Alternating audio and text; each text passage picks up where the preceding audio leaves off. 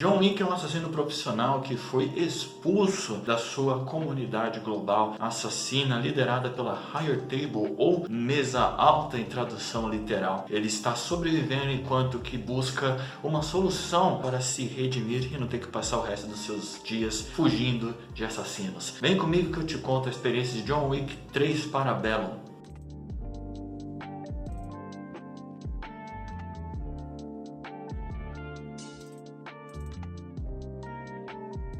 E aí pessoas, como é que vocês estão? Eu espero que vocês estejam bem. Nós estamos aqui para falar de John Wick 3 Parabellum. Este filme que é um upgrade, uma evolução do segundo filme, ressaltando qualidades e até mesmo atenuando certas lacunas que foram sentidas nos primeiros filmes. Este filme que é belo, é estético, é empolgante e é intenso, com uma duração maior que inclusive dá mais espaço para alguns personagens e seus destaques. Se tratando da história, nós temos uma base narrativa que ainda tem o elemento da vingança, porém muito menor em comparação a outra motivação que nós temos aqui, que seria a questão da redenção. Nos primeiros filmes nós tivemos o foco na vingança, ou seja, interrompem, se intrometem na vida do John Wick e com isso profanam coisas importantes para ele, que o lembram de detalhes importantes, de detalhes que têm valores sentimentais para ele, e com isso ele vai atrás de quem ousou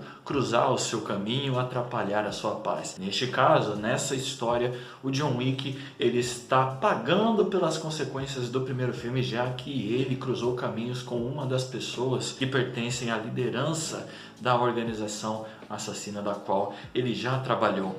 E ele acaba sendo um fugitivo, ele acaba sendo caçado por essa organização que o expulsou, dado as suas últimas decisões. Só que o roteiro ele não fica simples desse jeito, ele não se resume apenas escapatória, fugir e fica nisso. Não. A história ela também apresenta uma finalidade para o John, que seria dele buscar uma solução para se redimir, buscar a redenção para não passar o resto dos seus dias fugindo de assassinos. Mas aí é que tá, Temos aí uma discussão interessante, porque o John ele praticamente perdeu tudo.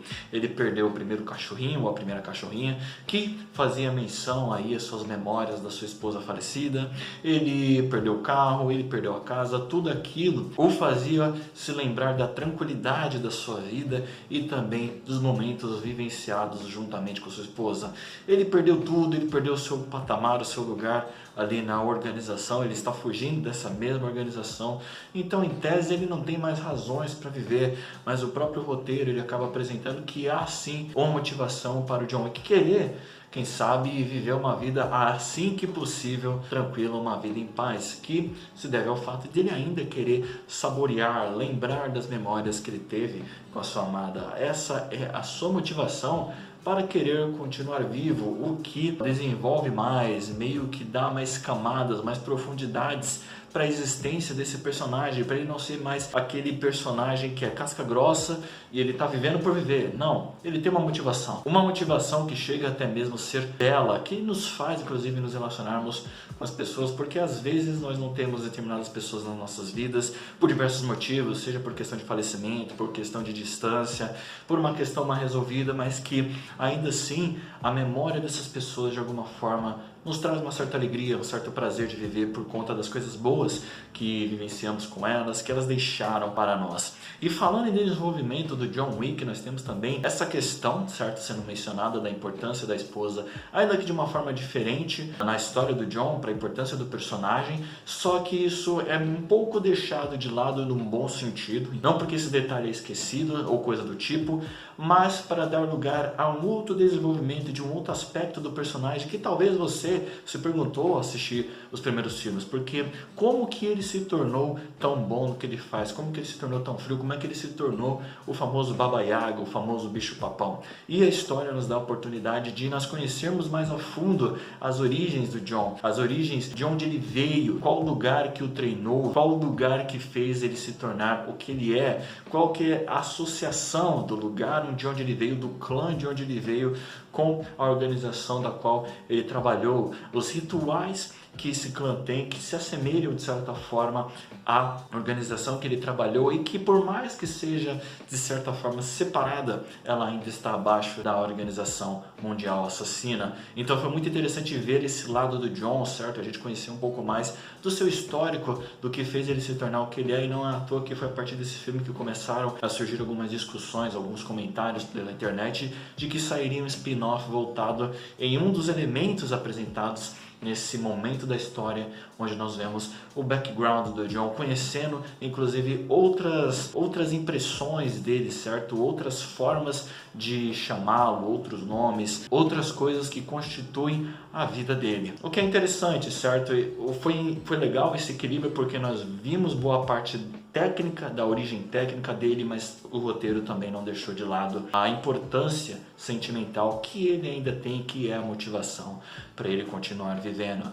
E falando em desenvolvimento ainda, vocês vão se lembrar que nos outros vídeos, nos primeiros filmes, eu tive um certo incômodo porque tinha alguns personagens que se diziam de certa forma importantes no histórico da vida de John Wick, só que isso era apenas mencionado. Eu vou te dar um exemplo. O Willem Dafoe no primeiro filme, o personagem dele dizendo que eles já foram quase que melhores amigos. Se não foi o personagem dele, foi alguém que acabou citando que eles eram próximos. Só que isso é apenas mencionado, talvez com a justificativa de que você não sabe bem se o personagem do Willem Dafoe ele é amigo ou inimigo, você não sabe qual que é o real posicionamento dele, mas ainda assim a gente fica curioso por saber se, assim, o que fez com que eles se tornassem próximos, tivessem um contato um do outro ali. Ou no segundo filme, que nós temos a atriz Ruby Rose interpretando uma das assassinas que estão caçando o John, mas que eu não lembro bem se eles já se conheciam antes, mas que ainda assim foi uma oportunidade de certa forma desperdiçada, apesar do papel dela ser apenas de ser alguém que persegue ele. Seria bom, sabe, não sei, dar uma básica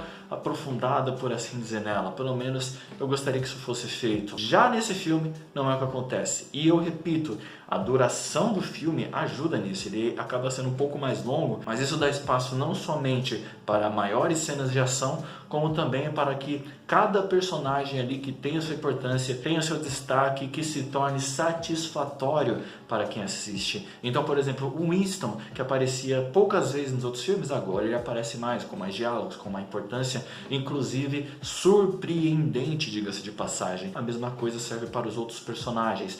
O Elemento, por exemplo, a personagem que é interpretada pela Halle Berry, certo? A Tempestade dos filmes dos X-Men. Essa personagem que ela acaba sendo justamente o que talvez eu gostaria de ter visto no primeiro filme com Willem Dafoe, porque ela é uma personagem que conhece o John, que tem um histórico passado com o John, só que isso não é apenas mencionado. A gente se conheceu e é isso, vamos sair matando todo mundo. A personagem dela é desenvolvida. O histórico entre eles é explicado, é explorado, inclusive com uma certa tensão, uma certa apresentação dramática e emotiva que ajuda a gente até mesmo a se relacionar com a própria personagem, dependendo de quem você é, obviamente dependendo ali do contexto de quem assiste. Então é uma personagem que ganhou uma profundidade, ainda que ela só apareça em um momento do filme ali. Nesse um momento que ela apareceu, cara, ela deu um show, ela me deixou completamente satisfeito com a sua presença, me fez querer assistir mais, porém não no sentido de que ela teve coisas que fizeram falta, mas no sentido de que ela foi uma personagem que brilhou no momento na oportunidade que teve de aparecer, entende? Foi muito legal ver a dinâmica entre os dois sendo explicada, sendo apresentada, sendo desenvolvida. E a Halle Berry, a personagem dela, que é a Sofia, não só brilha na questão do desenvolvimento, da explicação das partes emotivas dela e como ela é uma personagem que chega a se assemelhar em alguns aspectos com o John, mas também em termos de ação, cara, assim, ela arrasa nos dois elementos, nos dois aspectos, nos aspectos humanizados, dramáticos, emotivos, como também de ação, que inclusive eu fico muito contente com isso, porque veja, no filme inteiro nós temos o John na porradaria, ele arrasando e não sei o que, enquanto que quando chega ela sendo também uma assassina mortal, assim como o John, ela não fica de escanteio. Quando os dois estão lutando juntos, o destaque não fica só com o John, o destaque também é dado para a Sofia, o que é maravilhoso. Essa mulher, essa personagem deu um show, ela teve o espaço merecido, entende? Ela dá um show, então eu fico muito contente que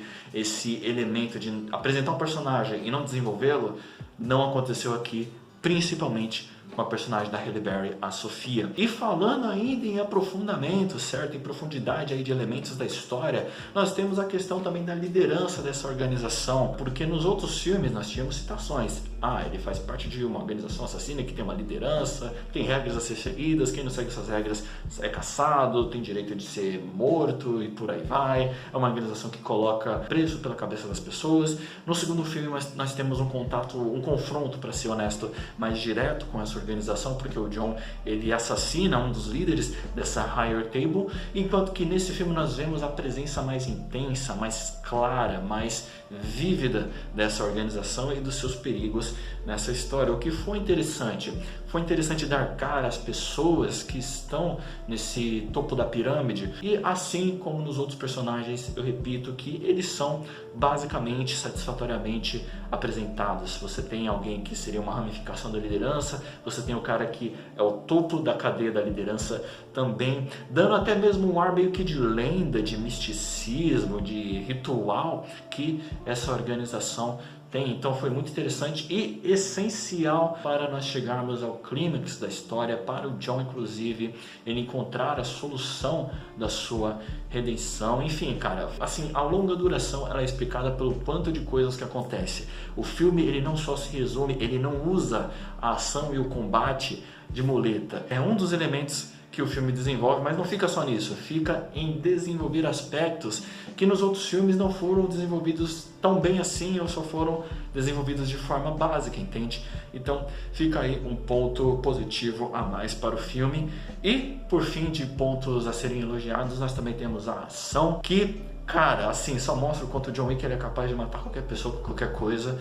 E são cenas de ação que são maravilhosas, são intensas, são empolgantes, te deixam entusiasmado, cara, e é sensacional. Eu escrevi no roteiro, inclusive, para esse vídeo, que as pessoas que escrevem, né, as pessoas que ensaiam essas cenas, elas são extremamente criativas, cara, porque não fica genérico, entendeu? Não fica, aquele cara ali, ele é o capanga de um mafioso, ele vai lá e apanha. Não, cara, é engraçado como os próprios capangas, eles são tão bons quanto o John Wick, entende? Então fica um certo nivelamento de combate que, cara, você fica empolgado, você sabe que o John Wick ele não é impenetrável, ele é muito bom no que ele faz, mas ele leva uma porradinha ou outra ali que te deixa um pouco com uma certa tensão, mas que ainda assim, enfim, o resultado é meio que a gente sabe como que vai acabar. Então, em termos de história, galera, eu acho que em termos de história nós temos uma história muito mais desenvolvida e o tempo ele ajuda com isso, dando o espaço necessário para cada elemento.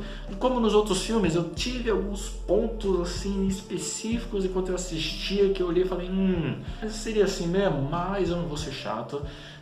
Podem ser apenas um exagero da minha parte, enfim, mas assim, não me tirou da imersão do filme, entende? É uma coisa que, foi uma coisa muito detalhista que eu peguei ali na hora, mas o filme em si, a história em si, ela é muito empolgante. Em termos de atuação, eu sei que eu dei destaque no primeiro filme pro Keanu e pro Willem Dafoe, no segundo pro Keanu especificamente. Aqui eu vou dar destaque para Halle Berry, porque apesar de ela ter aparecido apenas em um momento do filme, foi nesse momento que eu fiquei, que eu gostei de ver o drama apresentado pela personagem dela e que a atuação dela foi, cara, muito boa, foi um show que eu adorei bastante. Eu gosto de todos os atores ali, eu acho que esses atores eles tiveram mais tempo para desenvolverem um bom trabalho de atuação ali, todos sem exceção, os mais importantes em específico, certo? Mas eu vou dar destaque para Halle Berry nesse, porque, cara, eu achei fantástico a forma como ela atuou, tanto na forma do drama como na forma do combate e da ação. Eu achei sensacional, eu achei dramático, eu achei empolgante e achei até cômico em alguns momentos ali na dinâmica entre a personagem dela e o John Wick. Em termos de cinematografia, na questão da ação, a dinâmica de te deixar empolgado através de como você filma esses combates, se mantém esse ponto qualitativo, gostei pra caramba, continua me deixando empolgado, só que eu vou ressaltar a questão estética, a aplicação das cores, a edição fotográfica que é feita nesse filme, que eu acho que conseguiu superar. Eu não acho não, tenho certeza que superou a do segundo filme, que, cara, ressaltou a identidade ao mesmo tempo urbana, hostil, caótica que tem no filme, porque o filme ele é caótico no sentido de que assim, o John Wick ele não sabe, ele pode ver um mendigo, e esse mendigo na verdade ele trabalha para a organização que quer matar ele, então é uma parada bem caótica e a fotografia ressalta essa questão, essa selva de pedras que é perigosa para o personagem. E em termos de trilha sonora, eu acredito que por uma questão de mínimo detalhe ela foi melhor que a dos primeiros filmes, porque eu senti, pode ter sido uma impressão falsa, mas a minha impressão detalhista é que a trilha sonora ela diminuiu um pouco a questão genérica de filme de ação que eu mencionei nos primeiros dois filmes, e que aqui ela estava mais empolgante, mais original, enfim. E claro que seus pontos altos foram nas cenas de ação, o que é fundamental, certo? É fundamental para te deixar empolgado e com atenção total ao que está acontecendo ali em tela. Se eu recomendo John Wick 3 para Bella, está recomendado. Eu acho que é meio que essas sequências elas são gradativas em termos de evolução, entende? Então só foi aumentando o nível e eu fico muito contente com isso. Assista John Wick 3 para Bella, você vai se divertir, principalmente para quem gosta de um excelente filme de ação. E o que eu tinha para falar sobre este John Wick 3 para Bella era isso. Se você gostou desse vídeo, deixa seu like, comenta aqui embaixo o que achou. E se você ainda não assistiu, se pretende assistir e se pretende assistir John Wick 4 que está saindo hoje, nesta quarta-feira, do qual eu também assistirei e trarei a experiência do filme aqui para o canal. Se inscreve no canal para não perder os próximos vídeos. Muito obrigado pela sua atenção e pelo seu tempo. A gente se vê no próximo vídeo, no próximo filme do John Wick. Grande abraço.